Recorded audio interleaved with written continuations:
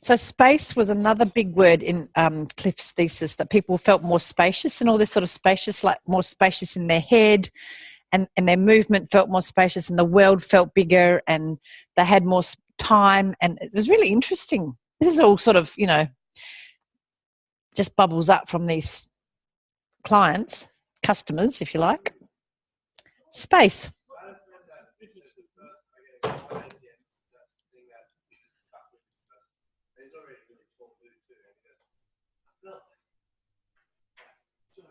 Yeah, and spacious. Yeah. Yeah. Isn't that interesting? I mean, we kind of know it, and then it gets validated. It's just nice to see it written in a sort of very scholarly text, I guess, that it is quite a... and for people in pain, it's really important to feel space. And I was telling Cliff that one of my colleagues does this weird experiment where they have somebody's leg like this, and then they have it in a sort of an imaging box, and they look through this lens, and it makes the leg look longer. So they do this sort of illusion that their leg is being elongated. And they've done it with sort of people who've got normal knees, and then they did it with people who've got like pain and dysfunction and stiffness in their knee, and their pain goes away. And it seems to have a bit of a... They're sort of now mooching around with whether it has a lasting effect, but even the visual illusion of having more space then makes the pain feel better, which kind of makes sense, doesn't it? If you think about the sort of self-image of a degenerative knees, it's all sort of scrunched up, and because the bloody radiologist told you it's bone on bone, and you're thinking it's all... Ugh. So then having this illusion that it's actually lovely and long and lengthened makes sense. So there you go. So we're doing that from the, my colleagues are doing it visually, but we're kind of doing that internally. So that, there is more and more kind of science validating what we're doing in that indirect way. To my way of thinking anyway. All right, well, we might as well start. We've still got 1, 2, 3. There are a few people away today, aren't there? Yeah, it's okay. You can keep eating. You can watch for the moment. Anyway, just lie on your back. Just lie on your back. Simply lie on your back. Quietly lie on your back. Lie on your back. Lie on your back. Is that today? Okay. Well, so remember yesterday, maybe, this lesson started in the Sphinx position. So that's lying on your tummy. But anyway, lie on your back for the moment. And allow the floor to take care of any little worries that might have crept into your system over the lunch break, or not. Maybe it is just a question of the floor confirming a few things from the explorations that you did with Jenny this morning.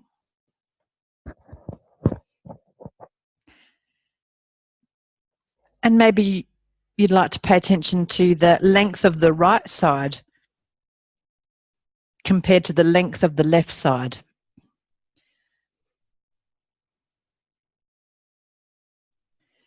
With this sense that, roughly speaking, the spine lies between those two sides, roughly speaking. At the back, but sort of at the it's almost like the connecting point for those two sides.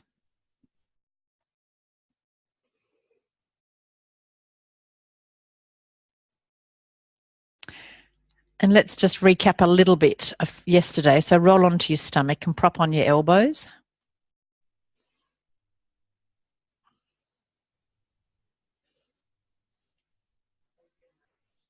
And there's your lunch. And notice the way your lunch rests on the floor. Feel the shape of the chicken and vegetable pie piece of beetroot, the crust of the toast, and your elbows are underneath your shoulders. And where did your head go spontaneously without me telling you anything? Did it spontaneously look to the horizon? Did you feel a bit tired and you let your head drop? What did it do? And how is that verticality? Now, consciously bring your face vertical so that you are looking to the horizon. And you may want to scan the horizon a little bit. So how available is the whole length of the front wall to you from left to right, so the sideways length. That's it. And what's happening in your chest as you scan the horizon. And then a few times leave your head in the middle so it's vertical, as roughly vertical as is comfortable, and lift your chest away from the floor a little bit more so that your shoulder blades move apart from each other, as we did yesterday. And then allow the chest to sink between your shoulder blades so that if you did it really fast, it would be almost like your shoulder blades would go click in the middle because they'd pop against each other. Imagine, I mean, they won't, because that won't be the bone against the bone. However, if you could have that sense that they really get close together, then they really move apart from each other. And it's this lovely kind of sliding motion of your chest emerging. So that's what I'm seeing, is this sort of the back of your chest emerging between your shoulder blades and then kind of disappearing again.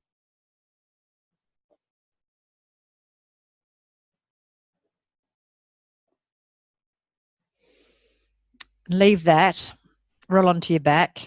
So this is just a recap, right? We're just having a quick canter through yesterday.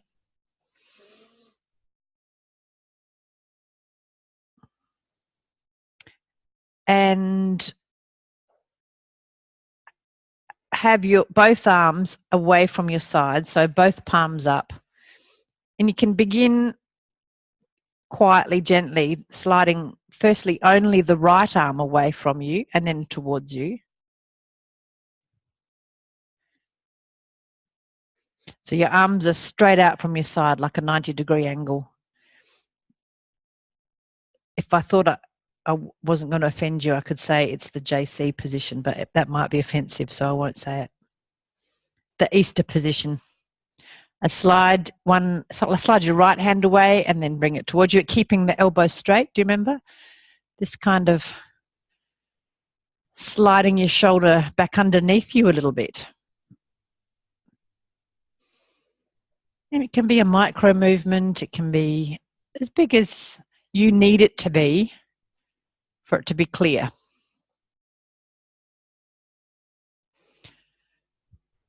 A couple of times. Remember, it's a reminder. You're just finding that pathway in your brain again. And then the left arm. So do the left arm on its own to begin with. So the left hand slides away from you and then slides towards you.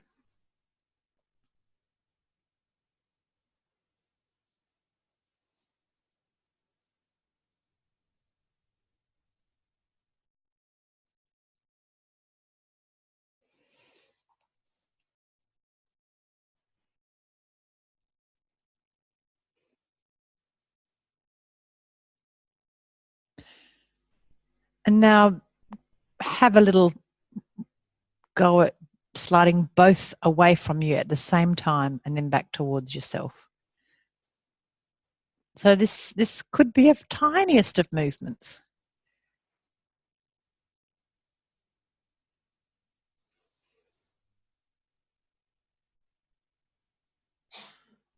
And obviously the floor offers a bit of a resistance to this because, you know, your chest is lying on the shoulder blades. So is there some way of even imagining that your chest is a little bit lighter so that the shoulder blades could slide a little bit under the chest? Even if it's a conceit, it's a fantasy. however, you have that intention as if, you know, your shoulder blades could come together and click together.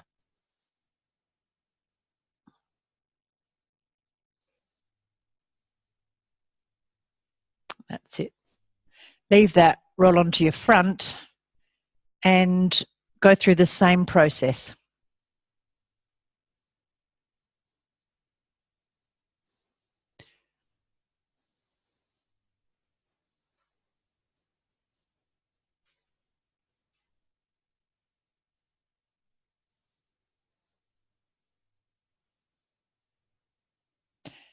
You can have your head in the middle, so resting on your chin or your forehead, or you can have your face turned one way, just so long as you try the different options as you do this 3-step exploration. 3 steps, she said. I only remember 2.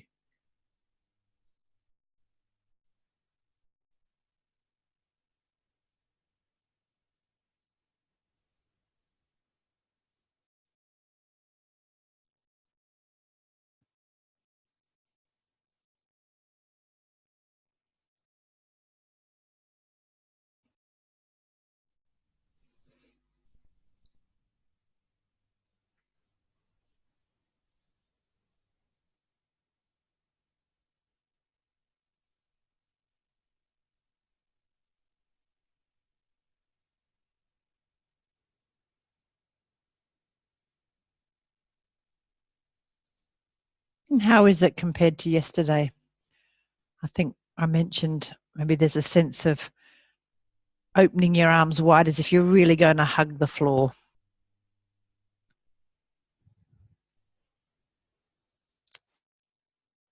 The sense of your sternum making more contact with the floor and then slightly less contact with the floor. Maybe your sternum doesn't move.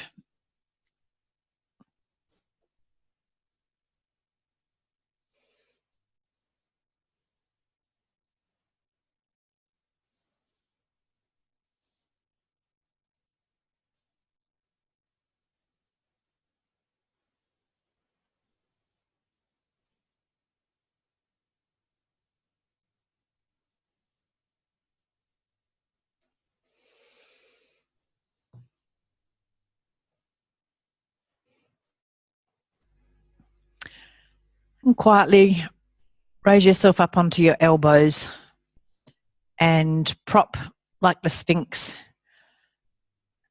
And once again, with your head more or less vertical, with your eyes more or less on the horizon, remind yourself again of this key component of allowing your chest to slide more towards the floor and your shoulder blades coming together, and then your chest lifting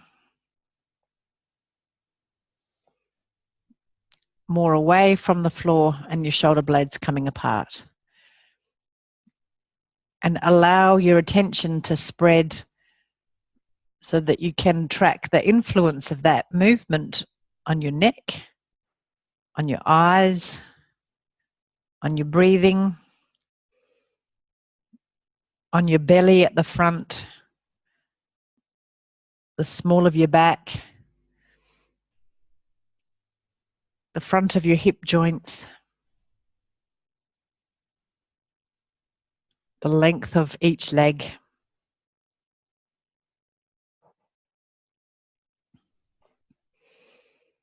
Good, and leave it.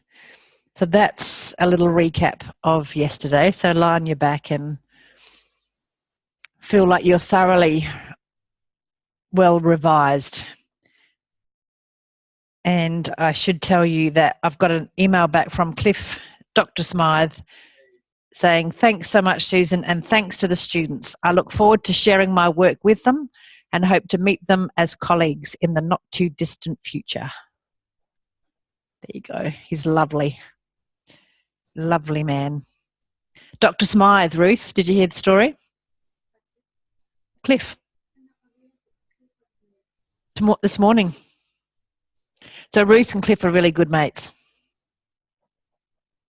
So you can, yes, I have permission to tell everybody because as if you could stop me.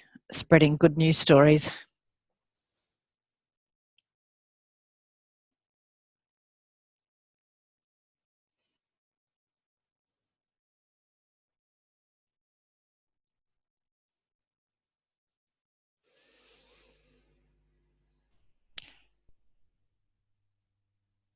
So what's it like revising things? Do you bring the same quality of attention when a movement is familiar and that you are revising, you're kind of reminding yourself that you know it?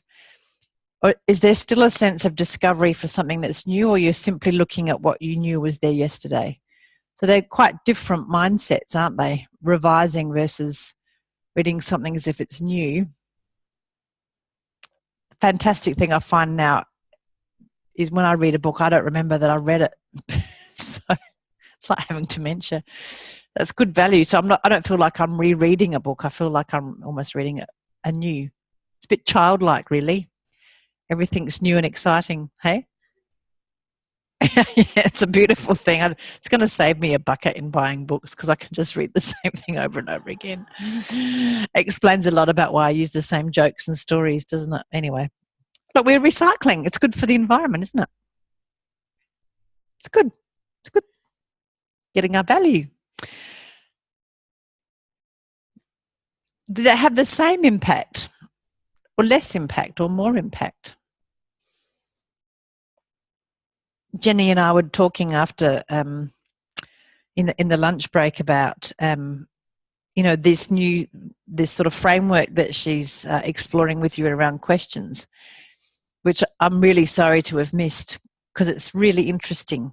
And it's another framework. And I said, it's great, so for the next week, anytime she hears me getting stuck in one or the other or doing something or this, that, and the other, she can pop up and grab the mic and say, notice that Susan's doing blah, blah, because that way I'll get to learn about it more as well. And what a great example this is about how we keep the method alive for us as teachers, so that we're not always teaching the same thing. We're constantly learning and discovering new frameworks and wanting to share with you, a bit like Lockie, that we want to share this. Is this another useful framework? We're not presenting gospel, we're presenting another way of looking at things. And what a fantastic thing it is that we've got a method that is so tolerant of that. It's not like there is a dogma that you have to learn. Well, there is a dogma, but it's a pretty loose dogma because it's tolerant of so many different lenses. And it's such a fantastic thing because it can really keep the work alive for you. So, if you get bored with this work, that's your problem, really. Oh, go slow, pay attention. We're the best. That's a dogma. We do have a bit of a superiority complex sometimes. Being more aware is a good thing. That's a bit of a dogma. That's a good question. We could think it. We could have a conversation about that, because it's always good to explore dogma to see if it's really, really good or not. Okay. And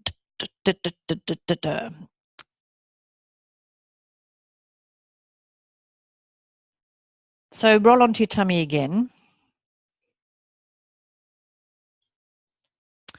And prop up on your right elbow and have your left arm straight out in front of you.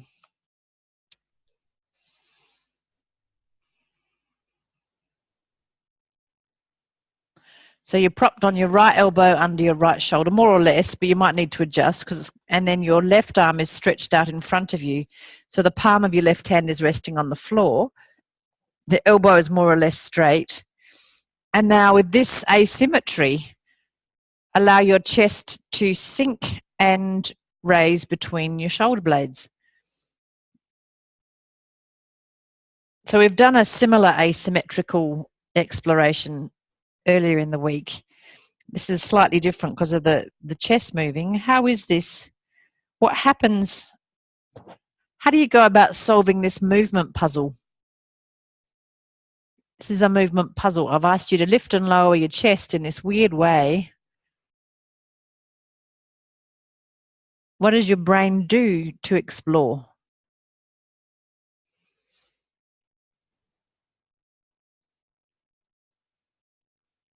So there is a bit of a dogma that there's no right or wrong way. Well, it's kind of true and not true. There's some clearly dumb ways of doing this, but nobody's doing them. So there is an element of absolute truth that we are interested in finding out lots of different ways.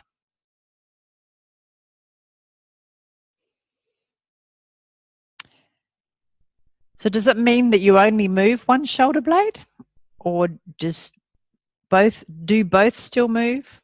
What happens to the sternum? What happens to the spine?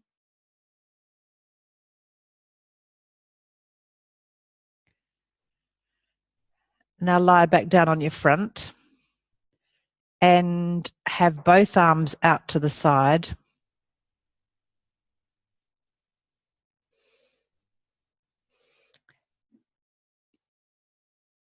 And your face is on the floor, face to the right for this first one. Face turning to the right, so you're on your left cheek. And alternate now, making one arm longer and pulling it back. And then pause that and then make the other arm longer and bring it back. So make it quite distinct from each other at first. So one arm pushes away and then slides back in. And then the other one pushes away, slides back in. So I've said make them distinct at first. However, that kind of suggests that the next variation will be to alternate, almost as if it becomes one movement. So how does that happen? Again, it's a very specific neurological event that your brain is kind of encoding two different movements, and then you associate them and turn two movements into one. It's one of the fantastic tricks that our brain does. It's a bit like Anna talking about driving a car. When you first start to drive, you have to think about the gear as a separate thing, and the brake as a separate thing, and the steering as a separate thing, and the indicator as a separate thing. As you become proficient, it becomes driving. It becomes one thing. And this is one of the features of learning, this association. So how are you doing it? You're doing it right now.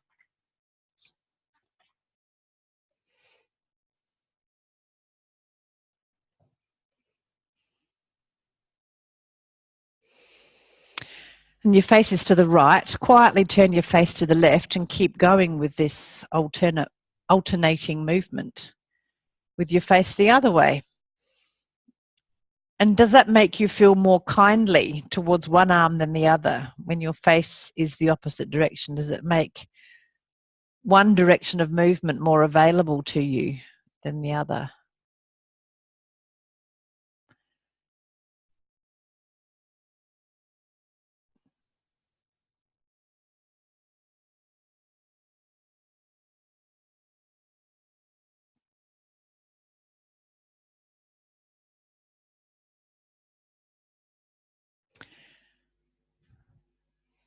So noticing that in a way, as your shoulders move one way and the other, so your hands are sliding kind of one way and the other, that if your head is free, it actually rolls a little bit. So accentuate that rolling. And for most people, the head will roll as you're drawing that shoulder back. You'll turn to face the shoulder that is lifting. Is that true for you? So as that shoulder comes down, your head rolls and you look to the other shoulder as it lifts. So you're actually lifting up your shoulder and turning. So you're adding a third part to this already two-part movement. How do you do that? You find out kind of what's, organic in a way, and then you add some voluntary oomph to it.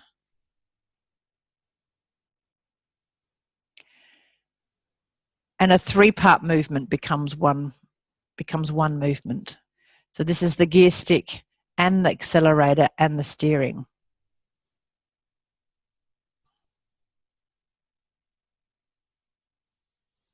And maybe that doesn't, maybe you want to turn the head the other way. So you can turn the head with each movement and find out for you what makes more sense. What physically more sense. I'm only telling you what makes sense skeletally. We're more than our bones, unfortunately, or fortunately.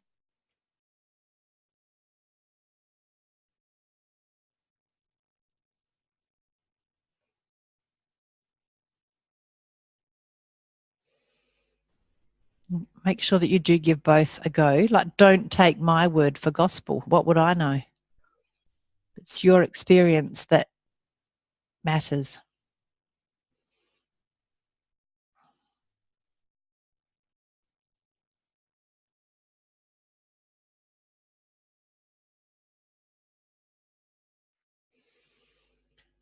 And then let's make it simpler again. Rest on your chin and continue to alternate lengthening one arm and then the other. And notice with that really exaggerated head movement, if we take the exaggeration out now, what is the kind of, organic or skeletal influence of the head? If the head is in neutral. So you have to do that trick of letting the head be and kind of sneaking up on it to see what it does spontaneously.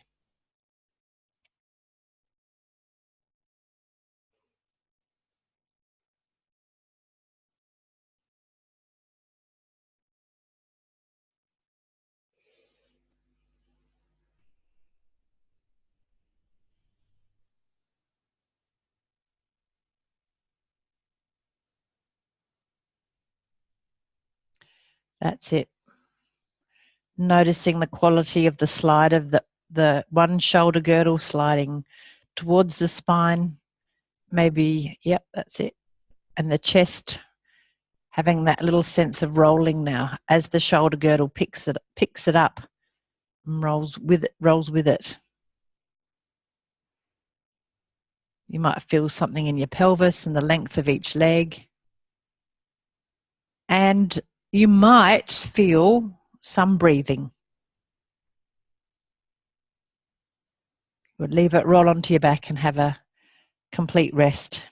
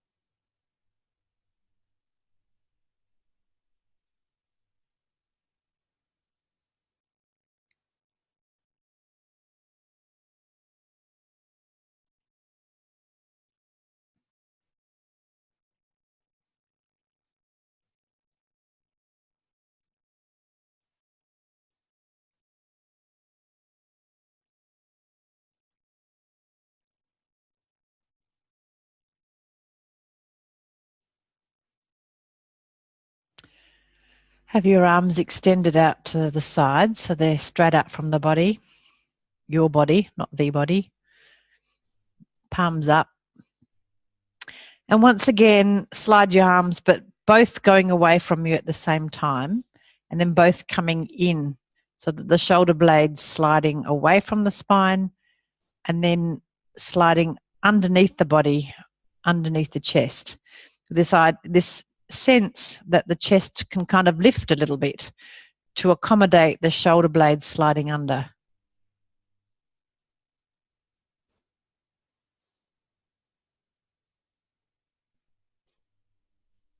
Like you're sitting on a chair and you're just going to lift up one side of your bum to let your hands slide under to find your sit bone. In this case, you're sliding both hands under to find that, yeah. Is it possible for your sternum to lift a little And allow that's it. And the shoulder blades to slide. It's a micro movement. It's nowhere near as big as when you're on your tummy. However, can you get the sense of it? And being satisfied with that much.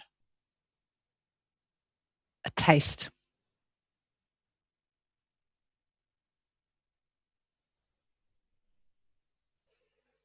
And the lengthening away is equally as interesting as the sliding towards.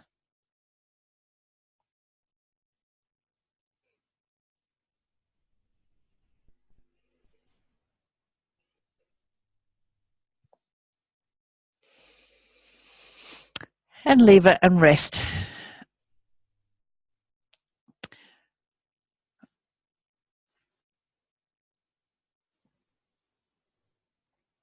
So, having listened to some of the wishes about working more on certain aspects of teaching ATM, let's continue that. And the back row, so the back row relative to me, which means the row next to the wall, can you quietly come up to sitting? The middle row can stay there and be prepared to be looked at.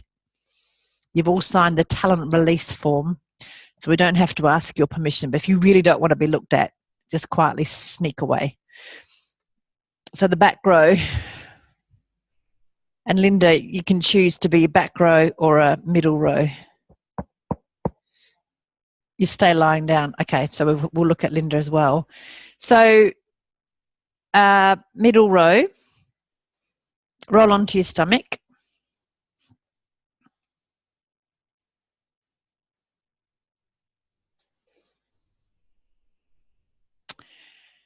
And prop up onto your elbows. And back row, you can stand up and walk around. You can do whatever you like, but we're going to look at everybody. So look at the whole group to start with. So how do you do that? So this is about training your attention and you guys in a sustainable way on the floor. And so firstly, just lie there with your head in what you think is vertical. So your eyes are on the ceiling. And the people who are standing up, this is now your ATM where you're not only scanning, certain body parts in you, but you're scanning the whole body. You're scanning the whole room. Yes? And then you start honing in on bits and then you scan the whole room again. So have a little look. So just look now at the starting position and what the similarities are and the differences. So just you can call out some of the, what you see, doesn't matter. You might even start looking at feet. Everybody's got them?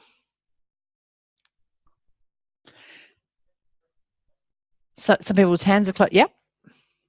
So the position of the hands relative to the elbows.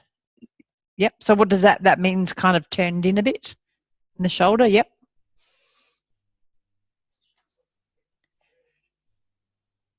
Yep. So most people aren't vertical. Would you say? Would you agree? Whether they think they are or not, but they've chosen a position of comfort, which is perfectly fine. If you thought about how much of their bellies were on the floor, it's very different. So looking at that, however, there is a sort of a uniformity in the shape of the spine, sort of. Any differences? Yeah, the upper back. Yep. For some people, there's a ski slope that just is completely like that, and some people it sort of flattens off a bit. Yep. So the spines are some people have quite a deep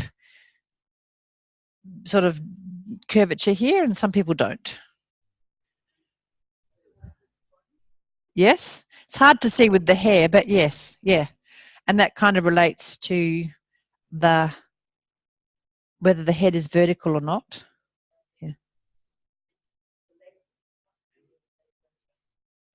Yeah, hugely different, isn't it? Apparently, I used to lie with my legs like really far apart. And one of my colleagues said, like, "Oh, Susan, you always lie with your legs like that." I had no idea. I don't think it's true. I don't think it's right. But apparently I did. Who knew? It's wrong. It's a dogma. No. It was clearly true because, it's clearly something because she observed it a lot. But, it's just funny, isn't it? We have these blind spots because I didn't feel it. It was very hard for me to relate to the feedback. However, yeah, no. Yep. Yes. You don't know. Yeah. Yeah. And that's where you can get a sense of it, and then you have to go and confirm it. I mean, the fact that Sue keeps resting, you suggest that, and Anna, but it might not be that they're not comfortable. It might be that they're absolutely knackered, or they're bored shitless, or something like that. Also look at the that whether the elbows truly are under the shoulders or not.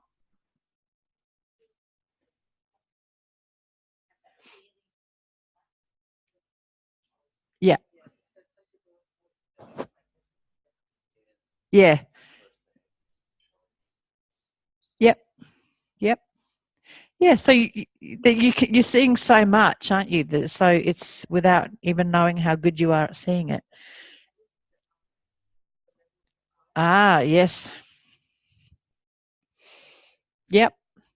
So theoretically, the more the head is forward, the more effort this is because it's working hard. Like if the head is really vertical, it kind of snugs down in between the shoulders. See that kind of feeling? No, you're not snuggly. You're not snuggly. Um, and of course, the thing that we're really interested in, which nobody's mentioned yet, is the scapula, shoulder blades. So they're hard to see in some respects. So think about them. You're gonna go and touch them in a minute. You want to, don't you?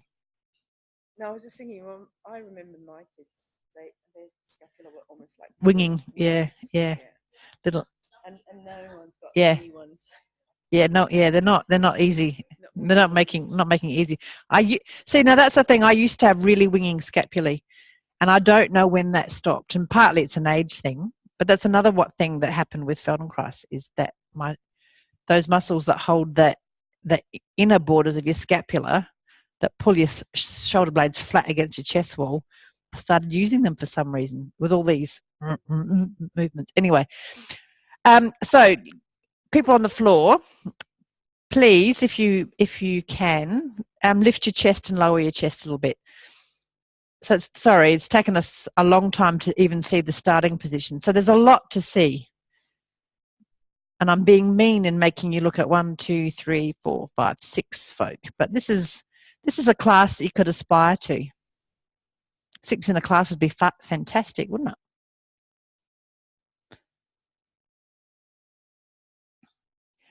So how do you look at 6 people when they're all going at different speeds and you're getting a sense? So being aware that your peripheral vision is kicking in. Can you feel that shift in attention?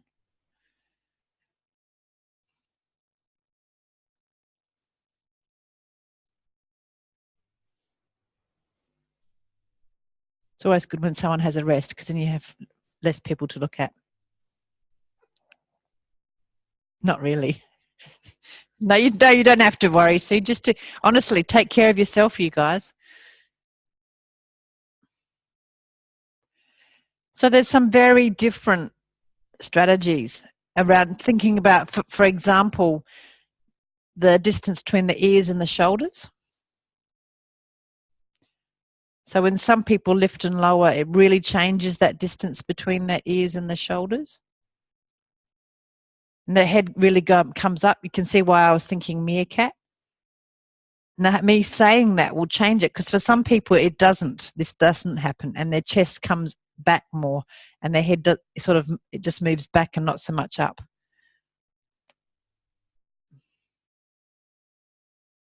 That's probably more the case up that way, that the chest's moving. See what I mean?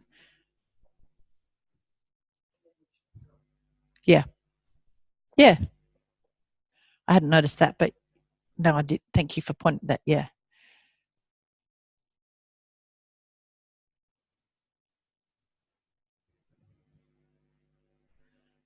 Anything else that you see?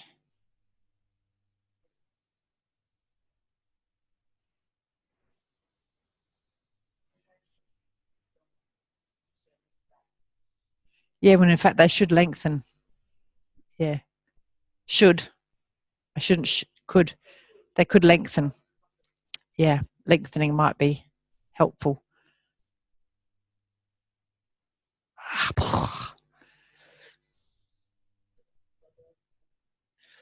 See, Sue, that's how I feel about flexion lessons.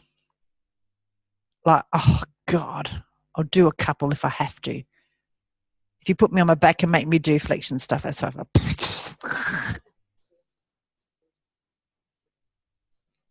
Yep. We all have our nemesis.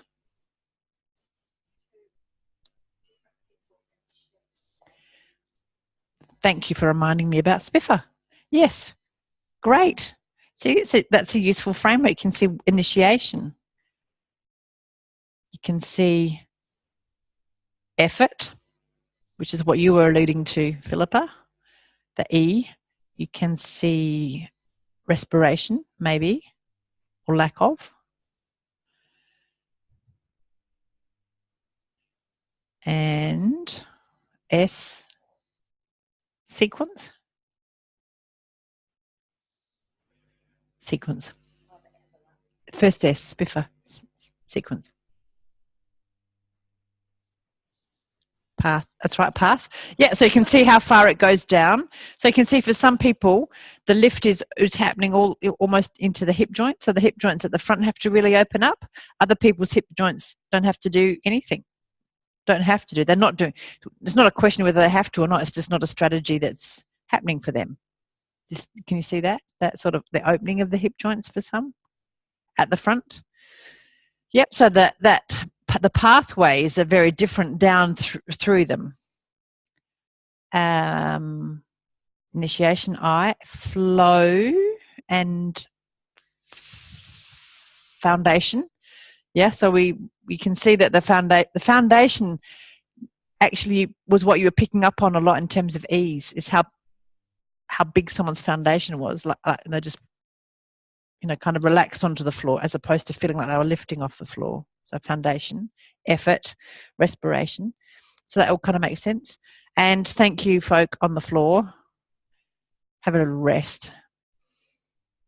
Anything else that you noted that you'd like to comment on? Yeah, hugely different. Yeah, and therefore the sternum. And then the length. So if you think about the length between the pubic bone and here, that was very different in the shape of it. Yeah. Yep. All right, my friends, you know what's going to happen now, don't you? You're going to return the favour. Could you be a little bit less enthusiastic? Just a little bit less enthusiastic.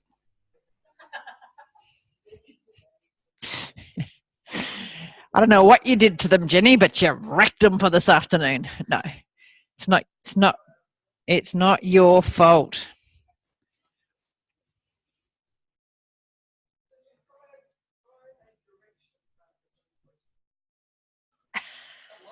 Whoa. Lie on your front. That's good. That's good. I love it. Oh, on your mat. So the back row, lie on your own front on your own mat. Do not lie on anybody else's front. Because that would be rude.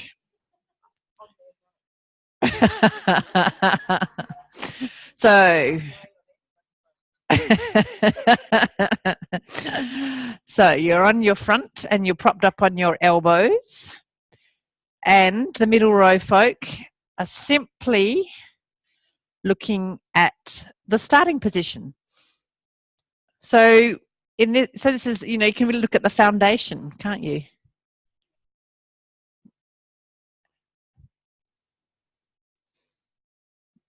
So you seeing a little bit about what you heard this group talking about?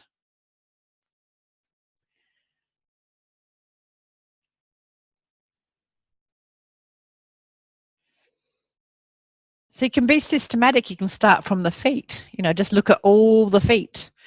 There's a lot of variation. Yeah, huge. Yep. Then you can, so therefore, you know, if the feet are like that, then it means something about the length of the legs, and it means something about the hip joints. It means something about what's happening in the pelvis, and so forth. And then you can look at the shape of the spine, let's say. I'm just trying to give you a structure to look at. And if we think about this, you know, the spine as being a ski jump, you know, whose spine would give you the biggest whew?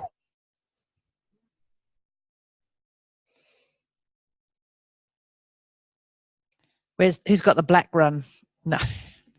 Leave that metaphor alone. It's too much. It's too much.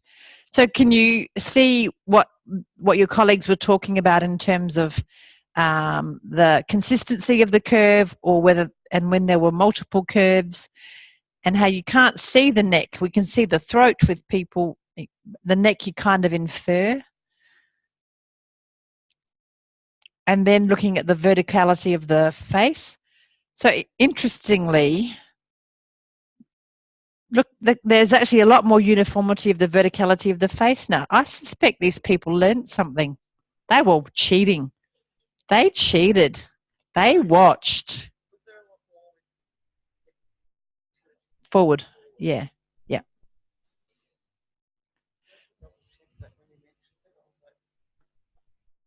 Yeah, so you keep your chin in anyway. So your vertical is not vertical anyway, because you keep that. You don't. You do that, right? So do I. Okay. So you look at the position of the elbows. Very different. And I'm here to tell you that it's more uniform now than it was on Monday, or whenever we first did it Tuesday. It was a lot more variation. There's variation in the hands. So the thing that Philippa noticed with you, so there's quite a few that your hands were closer than your elbows.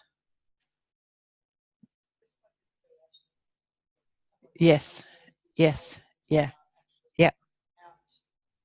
Yeah. Forward or out to the side. Yep. And remember, we did that little exercise where you found your little spot about where your elbows were, that gave you that balance between being stable here but also being mobile, and it's always a trade-off.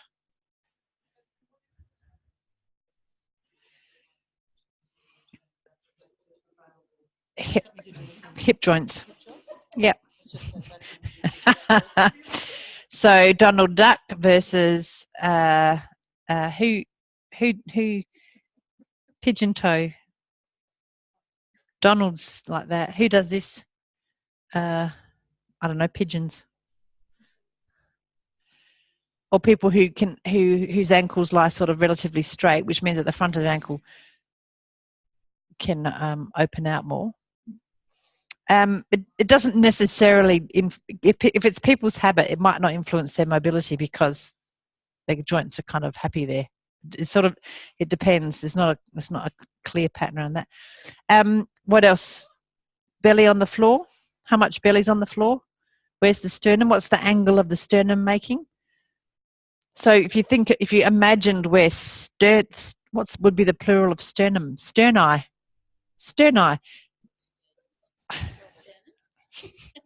Sternoxes.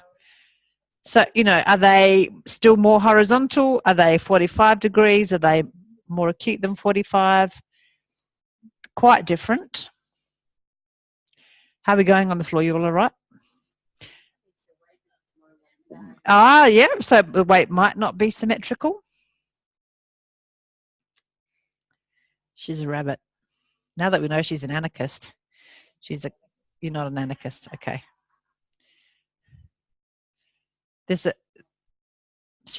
Yep. Okay. Have you seen enough in the static position? You itching to see them move? Itching to see them move. Okay. I'll have a little rest first. Yeah, have a little. Oh.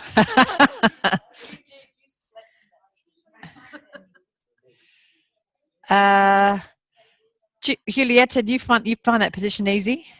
Yeah.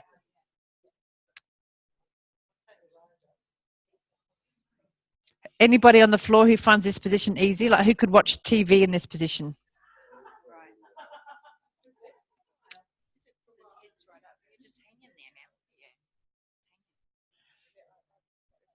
In some, yeah, so in the notes it says, the position that some people watch TV in. I don't say that because not many of you look like you'd want to watch TV in it. I wouldn't watch TV. No. Right. Okay, everybody on the floor, up on your elbows again. Jan, you look like you could stay in this position for a while.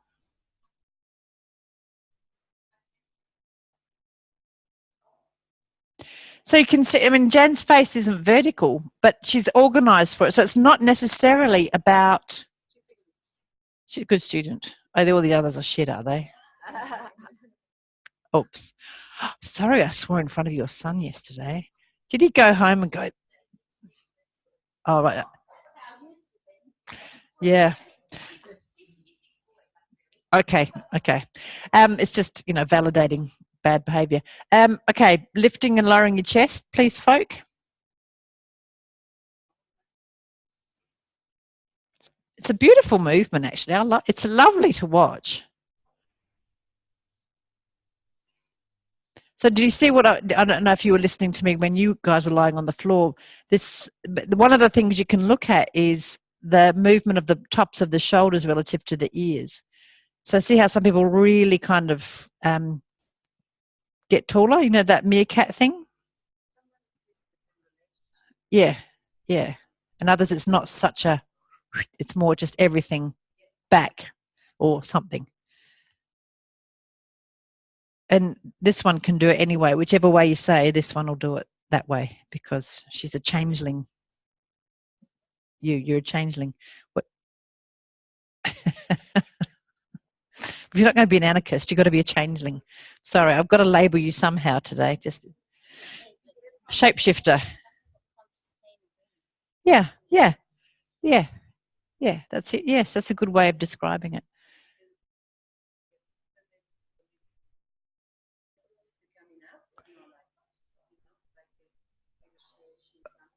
Yep. So Angela's point about what looking at what initiates is really interesting. So where do they think the movement starts? So actually, what I didn't remind you to look at was the position of the shoulder blades. When they were static. However, now of course you can really see them. You can look at the way their foundation changes, and it's very different. So whether the belly lifts off or not, whether where the weight shift goes. So some people just shift their weight onto their belly. Some people actually take their weight off their belly, which then means that the lifting is happening in some different joints, not maybe so much in the front of the hips as maybe more in the middle of the spine.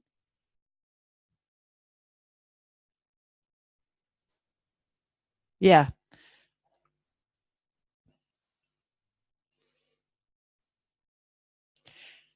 And the thing is that what you observe is going to change anyway. So I can tease people about being changelings, but all of you are changelings because you are paying attention to what you're doing. You're listening to what we're saying and you're adjusting because you've learned to use that feedback loop. So that's why in a way, we can't be judgmental about folk and say, oh, well, you do it like this because the buggers will just change. So you've got to keep an open mind all the time. It's quite good. All right, have you seen enough? Any other comments about what you're looking at? So for some people, you really see that movement go all the way down and their feet slide a little bit. Others not. They roll a bit. Yep.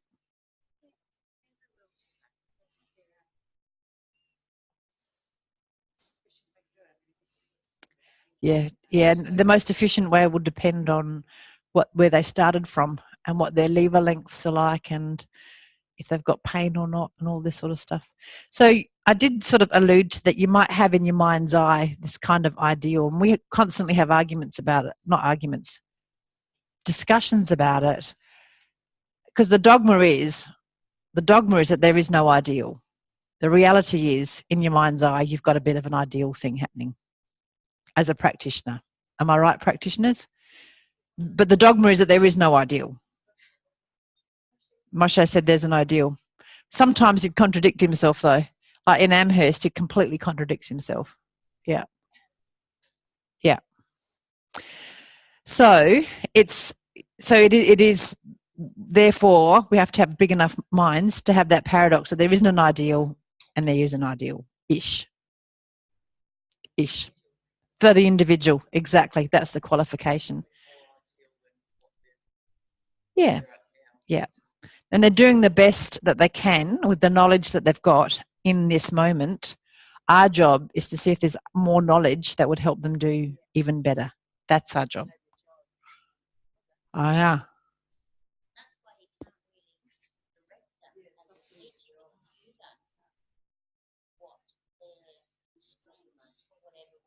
Mm. Mm. Yeah. Yeah. Yep. If you talk about the ideal, does it mean that there is an ideal skeleton? Maybe, but probably not. So, and if you don't mind me picking on Jane, I'm not picking on you. Jane, you could have an ideal and say that the ideal propping on your elbows is that you're in a complete C curve from here to here, and it's a C curve. Now, Jane's actually got still got a bit of her normal kyphosis in her chest. So if we go in thinking, well, the ideal is that everything goes into the backward C curve, and that's what makes, that is what the feature is of a really comfortable, someone being comfortable in this position. We've actually just dismissed Jane, that she's really comfortable in this position, and she doesn't have, she does have a sort of flattening here, not a, it's a bit more like that. It's not that complete. See what I mean? So if it was just a skeleton, we might say that you just slump into this, not, this sort of sag into this. It's not true for Jane. She's beautifully well organized. And the same thing with, I could have in my mind, ideally, a vertical face nestles between your shoulders and it takes less effort, so you can stay there longer. Jane is so well organized, her face isn't vertical, but she can still stay here for 10 minutes. Whereas other people who've got their face vertical and a complete C curve can't. So that's where you have to, yeah, I've got my kind of ideal, but Jane is the living, breathing example of someone who's found out a way to organise and not necessarily conform to that exact ideal and make this function terrific. And she just looks relaxed in this position. Sorry? She is. You can tell she can move, she can talk, she can jiggle. She's and the reason I knew that was because you all going having a rest, and Jane was just quietly la la la la la, happy as Larry. So this is a classic situation where if you get really hung up on what the ideal skeletal thing is, you've missed the point about what an intelligent body can do within that skeleton. Thank you, intelligent body. You have rest now. Okay, so that's that point. So somebody from the back row, each person will find a partner from somebody in the middle row. In the middle row, you have to lie down again. And I'll just demonstrate a few things that you're going to work with each other to clarify some of these possibilities. So you've looked at the whole group, we've looked at individuals, you've got a bit more of an idea about all the possibilities, and then you're going to work with an individual. And can I work with just, so first of all, you're going to go along for the ride and find a way that you can rest the whole palm of your hand between the shoulder blades. And if Julieta lifts her chest up a bit, so she's got a very unique way of doing it, right? Yep. And I'm going to adjust my hand now that I can feel where her scapulae go. Give her a sense of that. Now, do you mind if I touch the front of your chest? I didn't wait for yes. Did you see that? Straight in. Didn't wait for yes. Is it okay? Okay. So see if you can find her sternum. Now, if it's a woman with big bosoms, and let's just say it's not, sorry, it's not me either, and you've got a wide hand, you won't get between the bosoms. So come in like that, right? So that she still gets a sense of the length of her sternum. Yeah, you don't want to go along for the ride. Yeah.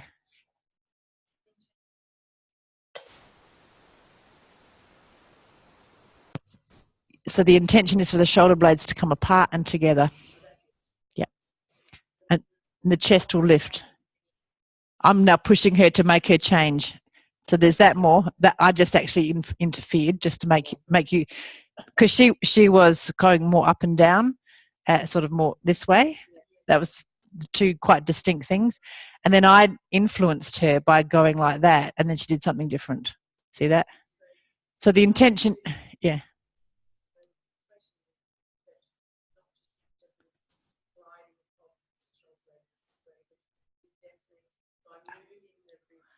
Yeah.